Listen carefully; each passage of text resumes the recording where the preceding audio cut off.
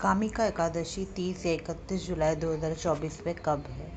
हिंदू पंचांग के अनुसार सावन महीने के कृष्ण पक्ष की एकादशी तिथि 30 जुलाई 2024 को शाम 4:44 पर शुरू होगी और इसका समापन 31 जुलाई 2024 को दोपहर 3:55 पर होगा। पंचांग को देखते हुए कामिका एकादशी का व्रत 31 जुलाई 2024 को रखा जाएगा। वहीं इसका पारण 1 अगस्त 2024 को सुबह 5:45 से लेकर सुबह 8:24 के बीच होगा। करें यह कार्य। ऐसी मान्यता है कि कामिका एकादशी का व्रत करने से जीव की योनि में जन्म नहीं लेना पड़ता। ऐसे में इस दिन भगवान विष्णु की विधि अनुसार पूजा करें और उन्हें फूल, फल, तेल, दूध, पंचामृत आदि पूजन की सामग्री अर्पित करें। इसके अलावा जो लोग व्रत कर रहे हैं वे 8 प्रहर के लिए निर्जल उपवास रखें। साथ ही मन नारायण का ध्यान करते रहें। इस दिन गरीबों को भोजन खिलाना और दान पुण्य करना भी शुभ माना जाता है। कामिका एकादशी व्रत कथा। एक समय की बात है, एक गांव में एक क्षत्रिय रहता था। वह अपने आप पर बहुत गर्व करता है, खासकर अपनी शक्ति और बल पर उसे अभिमान था।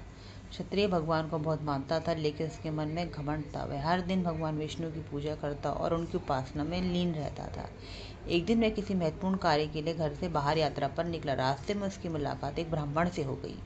दोनों में किसी बात को लेकर झगड़ा हो गया। झगड़ा इतना बढ़ गया कि बात हाथापाई तक आ पहुंची। क्षत्रिय बहुत बलवान था, इसलिए ब्राह्मण अपनी दुर्बलता के कारण क्षत्रिय के वार को सहन न कर पाया और वहीं गिर गया और उसकी मृत्यु हो गई। ब्राह्मण की मृत्यु से क्षत्रिय हक्का बक्का रह गया। उसे अपनी गलती का एहसास हुआ और वह बहुत पछताया। ये पूरी बात गांव में आग की तरह फैल गई। क्षत्रिय युवक ने गांव वालों से क्षमा याचना की और ब्राह्मणों का अंतिम संस्कार खुद करने का वचन दिया, लेकिन पंडितों ने अंतिम क्रिया में शामिल होने से इनकार कर दिया। तब उसने ज्ञानी पंडितों से अपने पाप को जानना चाहा तो पंडितों ने उसे बताया कि इसे ब्रह्मा हत्या दोष लग चुका है, इसीलिए हम अंतिम क्रिया के ब्राह्मण भोज में आपके घर भोजन नहीं कर सकते। यह सुनकर क्षत्रिय ने ब्रह्म हत्या दोष के प्रायश्चित का उपाय पूछा।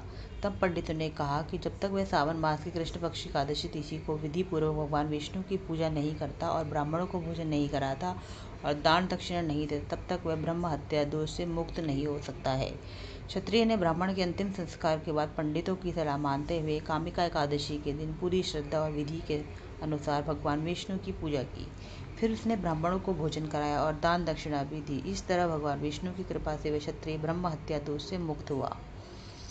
वीडियो को पूरा देखने के लिए आप सभी का धन्यवाद। चैनल को लाइक और सब्सक्राइब कीजिए।